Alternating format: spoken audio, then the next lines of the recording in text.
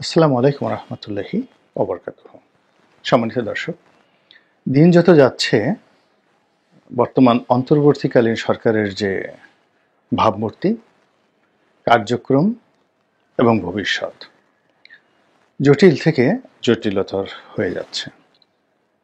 দ্বিতীয়ত, দিন যত যাচ্ছে এই আন্দোলনের যে ফসল, এই ফসল সত্যিকারের যারা গৃহস্থ, অর্থাৎ এই আন্দোলন যারা করেছেন ছাত্র এবং জনতা, তাদের যে আশা আকাঙ্ক্ষা, সে আশা আকাঙ্ক্ষার মূলে ছাই দিয়ে এই আন্দোলনের ফসল, যাদের বিরুদ্ধে আন্দোলন করা হয়েছিল, তাদের ঘরে চলে যাওয়ার আশঙ্কা দেখা দিয়েছে।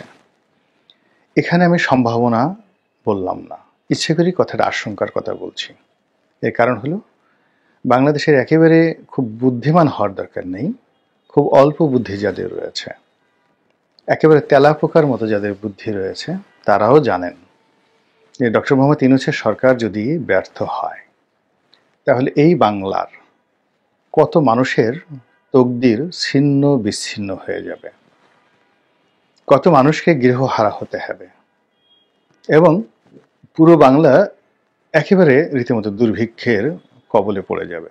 এতে কোনো সন্দেহ নেই। কারণ হলো, ধরুন আওয়ামী লীগের যারা পালিয়েছে, তারপরে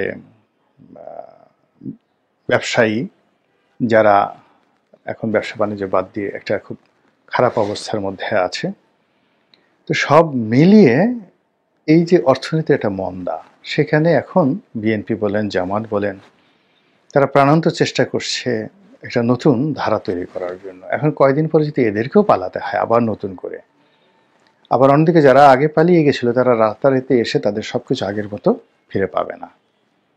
ফলে কি হলো, পুরো অর্থনীতিতে একটা দুর্ভিক্ষ দেখার একেবারে অনিবার্য হয়ে পড়বে। তো এইরকম একটি বাস্তবতা, এই বাস্তবতায় প্রতিদিনই আমাদের জাতীয় রাজনীতি, আমাদের অর্থনীতি, আমাদের বিপদ বিপত্তি, আমাদের সম্ভাবনা নাই বললেই চলে, এগুলো সবই জটিল থেকে জটিলতর হচ্ছে। আপনি সকালবেলা একটা কথা বললেন যে আপনি জামাতের পক্ষে একটা কথা বললেন সকালে, বিকেলবেলা দেখা গেল সেই কথাটা আপনি জামাতের পক্ষে বলতে পারলেন না। কেন পারলেন না? এর কারণ হলো জামাতই তার মোটর চেঞ্জ করে ফেলছে। যেমন ধরুন, জামাত আনকন্ডিশনালি এই সরকারকে সাপোর্ট দিয়ে আসছিলেন, জামাতের আমির। কিন্তু এই যে রিসেন্টলি একটা যে বৈঠক হলো, জাতীয় ঐক্যের বৈঠক হলো, তিনি সেই বৈঠকের পর কি হলো, হঠাৎ করে বললেন যে অতি দ্রুত নির্বাচন দিন, যত সম্ভব দ্রুত নির্বাচন দিন। এটা কিন্তু জামাতের আমিরের বলার কথা নয়। তো কাজেই জামাত সম্পর্কে আপনি যে আগে কথা বলতেন যে তারা সরকারকে অনন্তকাল ক্ষমতায় রাখতে চায়, বা তারা সরকারের মিত্র, দীর্ঘদিন সরকার ক্ষমতায় থাকলে জামাত লাভবান হবে, এখন সেই কথাটা আজকে আপনি বলতে পারবেন না, বিকজ জামাতের আমির তার কথা চেঞ্জ করে ফেলেছেন। বিএনপির একই অবস্থা, তারেক রহমান সাহেব বললেন যে এই সরকারকে সহযোগিতা করবেন। তারপরে মির্জা ফখরুল সাহেব বললেন যে না, সরকারকে যৌক্তিক সময় দেয়া হবে। এখন তারা যে কথাগুলো বলছেন আগের কথার সম্পূর্ণ ব্যতিক্রম। কাজে আমি অ্যাজ এ ক্রিটিক হিসেবে আমি এই বিষয়গুলো নিয়ে যখন আলোচনা করি, সমালোচনা করি কিংবা বিশ্লেষণ করি, তখন আমাকে তো ডে টু ডে বা মানে প্রতিদিনের যে ঘটনা, সেটিকে বিশ্লেষণ করতে হয়। আমি তো একটা জায়গাতে স্থির থাকতে পারছি না। এই কারণে অনেকে হয়তো, যারা দর্শক রয়েছেন, বিশেষ করে যারা তরুণ, একেবারে তরুণ, তারা অনেক সময় বিরক্ত হন যে এই ভদ্রলোক সকালে এক কথা বলে, বিকেলে এক কথা বলে, এরে আজ সকালে মন্ত্রী বানায়, বিকেলের মন্ত্রিত্ব নিয়ে নেয়, আবার একে মানে প্রধানমন্ত্রী বানায়, এরকম নানা রকম। এর কি কোনো কাজ নেই? একে থামাও, এর কি কোনো লোকজন নেই? কেউ হয়তো বলছেন যে আপনার মানসিক ভারসাম্যহীনতা দেখা দিয়েছে, তাড়াতাড়ি যান, কোথাও গিয়ে একটু চিকিৎসা করে আসেন। কেউ হয়তো দেখা যাচ্ছে যে বলছেন যে আমি অনেক সময় অনেকের যে কেটে বলে নেতিবাচক বিষয় নিয়ে আলোচনা করি, এটি অনেক সময় আপনাদের কাছে কারো কাছে অ্যালার্জি বলে মনে হতে পারে। এই জন্য অনেকে আমাকে অ্যালার্জি চিকিৎসা নেওয়ার কথা বলছেন। এবং শীতকালে একটা জিনিস বোঝার চেষ্টা করুন জনাব এবং জনাবা, সেটা হলো তেল দিতে হবে এবং কোনো একটা দলের সঙ্গে লেগে থাকতে হবে, এটা তো সহজ কাজ। আওয়ামী লীগের যদি 35% জনগোষ্ঠী ধরেন, গড়ে 6 লাখ, 6 কোটি, 6 কোটি মানুষ তো আওয়ামী লীগ করছে, তারা তো সারা দিন রাত আওয়ামী লীগের কথা বলছে। আমার তো আওয়ামী লীগের কথা বলার জন্য দরকার নেই, 6 কোটি লোক আছে। বিএনপির তো অন্তত 5 থেকে 6 কোটি লোক আছে সমান সমান, যারা বিএনপির বাড়ি কোনো চিন্তা করে না, কোনো কথা বলে না, সেখানে আমার দরকার কে বলেন? জামাতেরও তো না হয় 1 কোটি লোক আছে, এর বাইরে তো জামাতে তারা দুনিয়ার অন্য কোনো কিছু কল্পনা করে না। তো এই যে এতগুলো মানুষ, আমি 3টা দলের কথাই বললাম, এতগুলো মানুষ অর্থাৎ 6 6 12 আর 1 13 কোটি লোক এই 3টা দলের মধ্যে যদি থাকে, তাহলে আমি একা, আমি কি এতটা নির্বোধ যে আমি এই এতগুলো লোকের সেন্টিমেন্ট, চিন্তা চেতনা, অভ্যাস, কাজকর্ম বাদ দিয়ে আমি যে কথাগুলো বলছি, একবার বিএনপির পক্ষে বলছি, একবার বিএনপির বিপক্ষে বলছি, একবার আওয়ামী লীগের পক্ষে বলছি, একবার আওয়ামী লীগের বিপক্ষে বলছি, কারণটা কি? কারণটা কি? কারণটা শুধুমাত্র একটাই কারণ, সেটা হলো আমি যারা আমজনতা, যাদের স্বার্থ নেই, কথা বলার প্ল্যাটফর্ম নেই, তাদের পক্ষে কথা বলার চেষ্টা করছি, কোনো দলের ক্রীতদাস হয়ে নয়, কোনো দলের ক্রীতদাস হয়ে নয়। 1। 2 নম্বর হলো যে আমার যে রাজনীতি, ভবিষ্যতের মনোনয়ন, এটাকে আমি ছাইচাপা দিয়ে রেখেছি, ওটা সময় হলে দেখা যাবে। কিন্তু আজকের যে দায়িত্ব এবং কর্তব্য, ভালোকে ভালো বলা, মন্দকে মন্দ বলা। এখন আপনার নিজের ছেলে যদি খুব ভালো কাজ করে, আপনি তো অবশ্যই তাকে প্রশংসা করবেন, কিন্তু সে যদি চুরি করে বসে, আপনি কি সেটা গোপন রাখবেন বলেন? এটা করলে কি পিতা হিসেবে আপনার ভালো হবে? বা আপনার বাবা চোর, কিন্তু সন্তান হিসেবে আপনি সেই চোরের অর্থ নিয়ে দিদারছে ঘুরে বেড়াচ্ছেন, দাড়ি টুপি রাখে, কপালে দাগ পরিয়ে ফেলছেন, কিন্তু বাবা চুরি করে। সন্তান হিসেবে আপনার ফরজ কি এই অন্যায়গুলো বলা?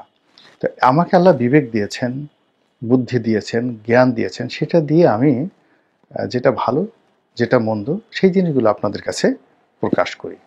কিন্তু এটা নিয়ে যদি আপনি না বুঝে, কিংবা আমার প্রতি রহম না করে, কিংবা আপনি বুঝেন ঠিকই কিন্তু আমাকে দুটো গালি দেওয়া দরকার, আপনি দুটো গালি দিয়ে দিলেন, আমার কিচ্ছু হয় না, বরং আলটিমেটলি এটি আপনার প্রতি একটা জুলুম হয়ে যায়। তো এখন আজকের যে প্রসঙ্গটা, সেই প্রসঙ্গটা এই কারণে এই লম্বা ভূমিকা টানলাম। এই প্রসঙ্গটা হলো এই যে সরকার যদি, আমি প্রথম থেকে বলেছিলাম, এই সরকার যখন আসলো, যে সরকার উচিত হবে ডিসেম্বর জানুয়ারির মধ্যে নির্বাচন দিয়ে দেওয়া। কিন্তু সরকার তো 2 বছর, কোনো কোনো লোক প্রথমে বলেছিল 2 বছরের মধ্যে একটা নির্বাচন দিবে, সরকারি কোনো কোনো উপদেষ্টা বলেছিলেন যে 1 বছরের মধ্যে বা 18 মাসের মধ্যে নির্বাচন হবে। এখন তাদের সেই সকল কথাবার্তায় প্রধান উপদেষ্টা ভারী বিরক্ত হয়েছেন, জনাব ইউনূস। তিনি একেবারে ডিটারমাইন্ড, গো ধরেছেন যে সংস্কার না করে নির্বাচন করবেন না। এবং এই একেবারে রিসেন্টলি দেখলাম বিদেশি এক ভদ্রলোক, বিদেশিদের দেখলে তার খুব হাসি পায় ডক্টর মোহাম্মদ ইউনূসের। এমনি বাংলাদেশের কোনো লোকের সাথে বসলে যে এতগুলো মিটিং টিটিং হয়েছে, তিনি হাসেন না, হাসেনি। কিন্তু দেখলাম যে বিদেশি, সম্ভবত ফেসবুকের বা অন্য কোনো একটা প্রতিষ্ঠানের কোনো বড় কর্তা যার সঙ্গে দেখা করতে এসেছেন, এবং সেখানে তিনি যে হাসি দিয়েছেন, তার যে একটা সবচেয়ে যে উজ্জ্বলতার হাসি, সেই উজ্জ্বলতা হাসির একটা এই কার্বন কপি, যেটা আমার মনে হয় উপদেষ্টা হওয়ার পর এমন হাসি তিনি কখনো দেননি। নর্মালি তিনি বিদেশিদের সঙ্গেই স্বাচ্ছন্দ্য বোধ করেন, ইংরেজিতে কথা বলতে স্বাচ্ছন্দ্য বোধ করেন, হাত ঝুলিয়ে ঝুলিয়ে কথা বলতে স্বাচ্ছন্দ্য বোধ করেন।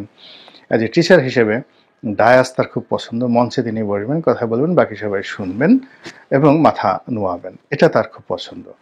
তো যাই হোক, এখন সেই ডক্টর মোহাম্মদ ইউনূস সর্বশেষ হাসতে হাসতে মনের আনন্দে যে কথাটি বলছেন যে যথাযোগ্য এবং প্রয়োজনীয় যে সংস্কার রয়েছে, সেই সংস্কার করেই তারপরে নির্বাচনের হবে। এখন এই যে সংস্কার, এটি একটা অনিশ্চিত বিষয়, অনির্ধারিত বিষয় এবং বিস্তৃত একটা বিষয়।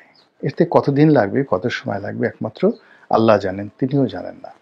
এখন যেখানে আমরা প্রতিদিনই নিত্য নতুন বিপদের মধ্যে পড়ছি, আমাদের অর্থনৈতিক সমস্যা বাড়ছে, সরকারের কোনো সফলতা দ্বারা আমরা স্বস্তিতে নেই, কোনো সফলতা দ্বারা আমরা স্বস্তিতে নেই। তো সেক্ষেত্রে এখন কি করব? সেক্ষেত্রে আমরা এই যে ভদ্রলোক যেটা বললেন যে সংস্কারের পরে নির্বাচন হবে, সেই নির্বাচনের জন্য আমরা কি অনন্তকাল অপেক্ষা করব? আপনি করতে পারেন, কিন্তু রাজনৈতিক দলগুলো সেটা করবে না।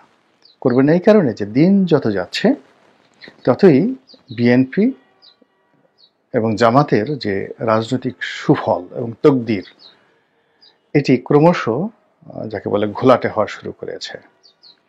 আর দিন যত যাচ্ছে ততই স্বৈরাচারের পায়ের আওয়াজ পাওয়া যাচ্ছে, তাদের কণ্ঠধ্বনি ক্রমশ যাকে বলা হয় বুলান্ত হচ্ছে। তারা এখন ভিডিও ফুটেজ দিচ্ছে না, তারা অডিওতে আগে টেলিফোনে কথা বলতেন, লিক করতেন, এখন তারা আমেরিকাতে কথা বলছেন, লন্ডনে কথা বলছেন, এবং বিশাল এবং একেবারে রিসেন্ট শেখ হাসিনা লন্ডনে তার নেতাকর্মীদের সঙ্গে যে কথাবার্তা বলেছেন, আপনার মনে হবে যে তিনি গণভবনে বসে কথা বলছেন এবং বাংলাদেশের প্রধানমন্ত্রী হিসেবে তিনি কথা বলছেন। এবং তার যে সাহস, তার শক্তি, তার যে আত্মবিশ্বাস একটু চিড় ধরেনি। তিনি আগের মতোই হুমকি দিচ্ছেন, আগের মতোই ডক্টর মোহাম্মদ ইউনূসকে বিচার করতে চাচ্ছেন, ইত্যাদি আরো অনেক কিছু। আর যেটি হচ্ছে সেটি হলো যে ওনার যে রাজনৈতিক সহযোগী, সেই রাজনৈতিক সহযোগী হলো জাতীয় পার্টি। এখন জাতীয় পার্টি প্রথম কয়েকদিন চুপচাপ থেকেছে, এখন তারাও মাঠে নেমেছে। তারা অভিযোগ করছেন কেন তাদেরকে ডাকা হলো না। দ্বিতীয়ত, এই নির্বাচনে জাতীয় পার্টিকে বাদ দিয়ে কোনো নির্বাচন হবে না, এই ধরনের কথাবার্তা জাতীয় পার্টি বলছে। আর আওয়ামী লীগ তো কোনো কথা বলার দরকার নেই। মূল ব্যাপার হলো নির্বাচন মিন্স আওয়ামী লীগ, সেখানে তারা আসবেই, যে কোনো ফর্মে যে কোনো মূল্যে তারা নির্বাচনে আসবেই। নির্বাচন থেকে আওয়ামী লীগকে আপনি বাদ দিতে পারবেন না। এর কারণ হলো তাদের একটা বিশ্বাস যে মাঠ তারা যেভাবে সাজিয়ে গেছেন, তাদের হাতে যে টাকা আছে এবং তাদের যে বিদেশি শক্তি আছে, এই সব মিলিয়ে নির্বাচনের মাঠে সরকার যেই থাকুক না কেন, ইউনূস থাকুক আর অন্য যে কোনো থাকুক, কিংবা আসিফ নজরুল যদি ভবিষ্যতে প্রধান উপদেষ্টা হন, তিনি যেই থাকুক না কেন, আওয়ামী লীগের এই শক্তিমত্তাকে অস্বীকার করতে পারবে না। এই বিশ্বাস শেখ হাসিনার বক্তব্যে কিন্তু ফুটে উঠেছে। ফলে কি হলো, যদি নির্বাচন 1 বছর পরে হয়, 1.5 বছর পরে হয়, 2 বছর পরে হয়, তাহলে সেই নির্বাচনে আওয়ামী লীগ এবং জাতীয় পার্টি, তাদেরকে বাদ দেওয়ার কোনো শক্তি, সামর্থ্য, পরিবেশ এই বর্তমান অন্তর্বর্তীকালীন সরকারের থাকবে না, না, না। এক, 2 নম্বরে আওয়ামী লীগকে নিষিদ্ধ করবেন, ওটা করবেন, ওটা করবেন, এটা করবেন। ওটা আপনি দেখেন পাকিস্তান তো অনেক কিছু করেছে ইমরান খানের বিরুদ্ধে, কিন্তু সেটা হয় না। রাজনৈতিক দল আসলে নিষিদ্ধ করা যায় না। জামাতকেও আওয়ামী লীগ নিষিদ্ধ করেছিল, বঙ্গবন্ধু নিষিদ্ধ করেছিল, কিন্তু আলটিমেটলি সেটা টেকানো যায়নি। তো এই যে এখনো যে ধরেন যে জনজোয়ার আছে এবং আওয়ামী লীগের বিরুদ্ধে এখন যে ঐক্যমত আছে, ভারত বিরোধী যে মনোভাবটা প্রকট অবস্থায় আছে, তো সেক্ষেত্রে যদি ইভেন মার্চ মাসেও নির্বাচন হয়ে যায়, এপ্রিল মাসেও যদি নির্বাচন হয়ে যায়, মাঠে আওয়ামী লীগের লোকজন দাঁড়াতে পারবে না। কিন্তু যদি 2026 সনের এপ্রিল মাসে নির্বাচন হয়, সেক্ষেত্রে আওয়ামী লীগকে বাদ দিয়ে নির্বাচন কমিশন নির্বাচনের শিডিউলই ঘোষণা করতে পারবে না।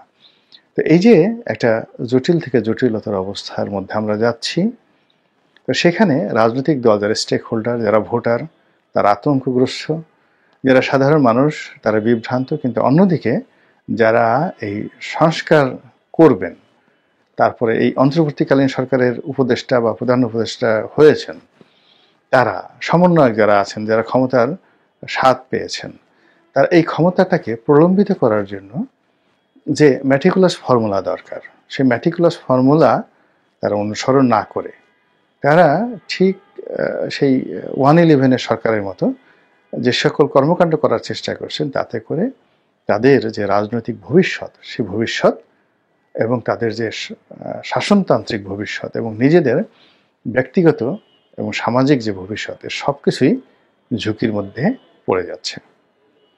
আল্লাহ আমাদের সবাইকে হেদায়েত দান করুন এবং হেফাজত করুন। আসসালামু আলাইকুম ওয়া রাহমাতুল্লাহি ওয়া বারাকাতুহু।